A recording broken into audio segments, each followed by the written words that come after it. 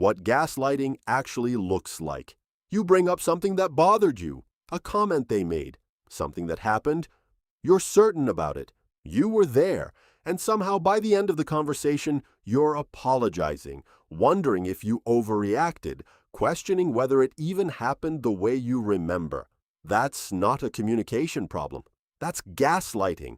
The term gets used loosely, but real gaslighting is a specific pattern of psychological manipulation that causes you to doubt your own perception, memory, and sanity. It's not one argument.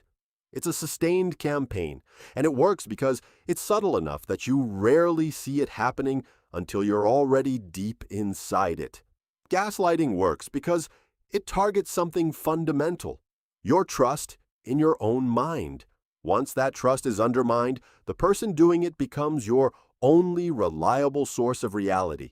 That's the goal, not to win an argument, to become the authority on what is real.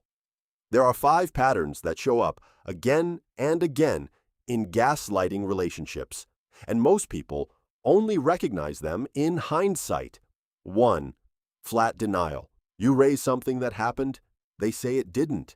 Not that they remember it differently, not that they have a different perspective. It simply didn't happen. Your memory is wrong. You imagined it, said with complete confidence, because confidence is what makes it work. When someone denies reality with enough certainty, your own certainty starts to waver. 2. Reframing your reaction as the problem. You express that something hurt you. Instead of engaging with what you said, they pivot to how you said it. You're too sensitive. You're overreacting. You're dramatic. The original issue disappears, and you're now defending your emotional response instead of the thing that caused it.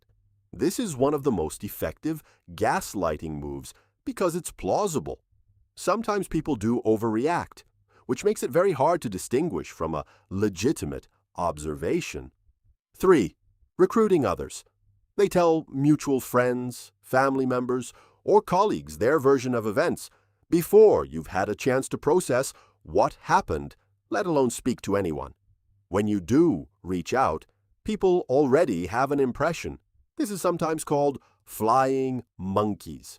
Third parties who, without realizing it, reinforce the gaslighter's narrative and further isolate you from your own perception. 4. The trivializing loop. You bring up a concern. They minimize it. You try to explain why it matters. They minimize it again.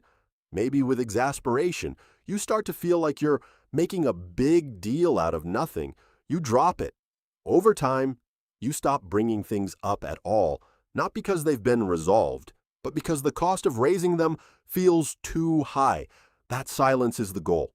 5. Questioning your memory selectively. Not everything, just the things that matter. You'll remember clearly that they agreed to something. They'll say they never said that. You'll remember a specific comment. They'll say you're confusing it with something else. The selective nature of it is what makes it so disorienting. If someone had no memory, you'd notice. But when their memory is perfect for everything except the things that implicate them, the pattern becomes clear. The long-term effect of gaslighting isn't just confusion. It's a fundamental erosion of self-trust. People who've been gaslit often describe feeling like they don't know how to trust their own instincts anymore. They second-guess their perceptions. They apologize constantly. They feel like they need external validation for things they used to feel certain about. That damage doesn't undo itself quickly, but it does undo. If you recognize these patterns in a relationship, current or past, a few things matter. Start documenting, not obsessively, but write things down when they happen. Date what was said, what you remember. This isn't paranoia. It's anchoring your perception in something external when the relationship keeps pulling it loose. Trust your body. Before your mind finishes the argument about whether something was wrong, your nervous system already knows. Tightness in the chest, dread before a conversation, relief when someone leaves. Those signals are data. Talk to people outside the relationship. Isolation is part of how gaslighting sustains itself. A trusted friend, a therapist, someone with no stake in the dynamic. Their reflection of reality is valuable when yours keeps being challenged.